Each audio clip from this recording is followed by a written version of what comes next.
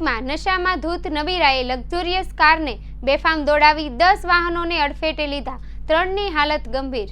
ગુજરાત સહિત સુરતમાં પણ નશામાં બેફામ થઈને લક્ઝુરિયસ ઓડી કાર બેફામ સ્પીડમાં દોડાવી હતી, જેમાં 10 જેટલા વાહનોને ઉડાવ્યા હતા, જેથી 3 વાહન ચાલકોને ગંભીર ઈજા પહોંચતા 108 એમ્બ્યુલન્સ મારફતે હોસ્પિટલમાં ખસેડવામાં આવ્યા હતા।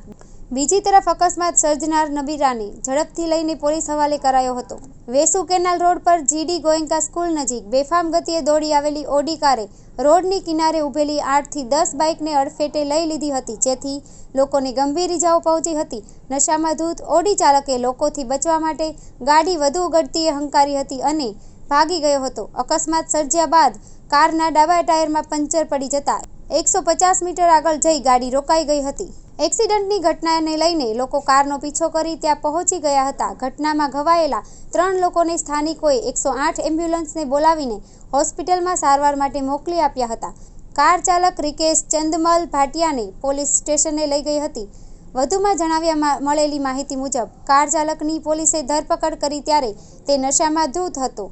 પોલીસે મોડી રાત્રે તેની સામે ગુનો નોંધી કાર્યવાહી શરૂ કરી હતી। ગઈકાલ રાત્રે કેનાલ વોકવે રોડ પર એક બનાવ બનેલ છે।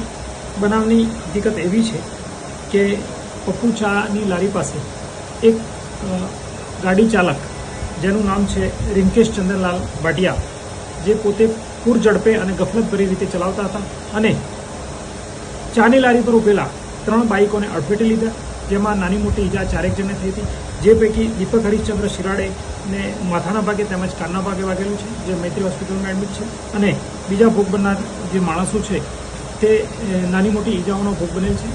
તમામ સંપૂર્ણ ભાનમાં છે અને તેમના વિરુદ્ધ એટલે કે વાહન ચાલક વિરુદ્ધ પ્રોહિબિશન પીધેલા હોય પ્રોહિબિશનને લગત કાર્યવાહી કરવામાં આવેલ છે અને ડ્રંક એન્ડ ડ્રાઈવનો કેસ કરવામાં આવેલ છે તથા હોસ્પિટલમાં દાખલ થયેલા માણસોની એક્સિડન્ટના ગુના બાબતે ફરિયાદ લેવામાં આવેલ છે, જે પણ ગુનો દાખલ કરવામાં આવેલ છે।